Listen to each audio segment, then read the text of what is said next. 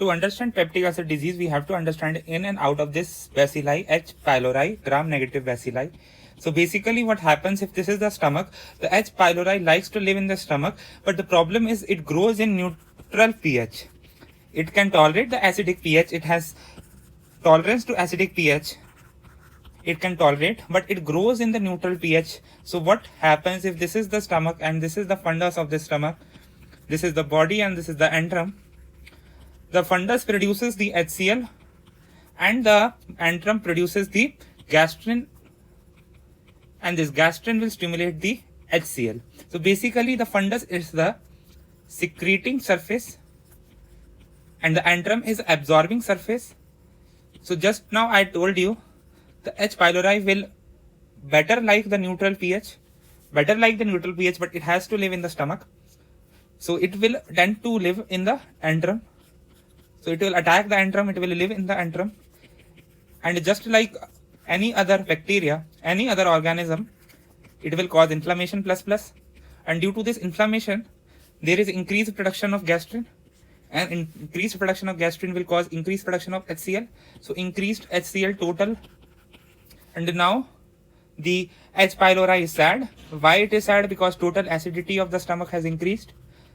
It will not neutralize this acid. It will only what it will do around itself. This is bacilli attached to the antrum cell by adhesion proteins. So this is the adhesion protein by which the bacilli is attached to the antral cell.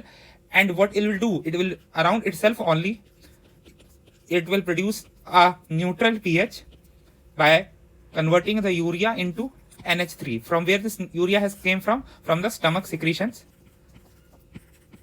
It will convert NH3 and around itself it will produce a neutral micro environment, and it will grow and it will proliferate. Now some H. pylori are more dangerous than other H. pylori because what they do, they produce CAG-A toxin.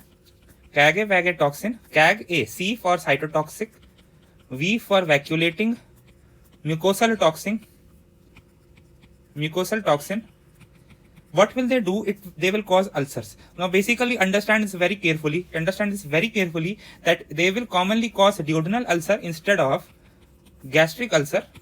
More commonly they will cause duodenal ulcer instead of gastric ulcer. They will cause both of them, and very commonly both of them are associated with H. pylori. 95% of duodenal ulcer and 75% of gastric ulcer are associated with H. pylori, but more commonly duodenal ulcer. So almost all duodenal ulcer are associated with H. pylori, but only some gastric ulcer are associated with H. pylori. Why? Because the duodenal ulcers are common because duodenal mucosa is more prone to the increased acidity as compared to the gastric mucosa. Other causes are bile reflux and NSAID causing gastric ulcers, and a rare cause of duodenal ulcer is Zollinger-Ellison syndrome.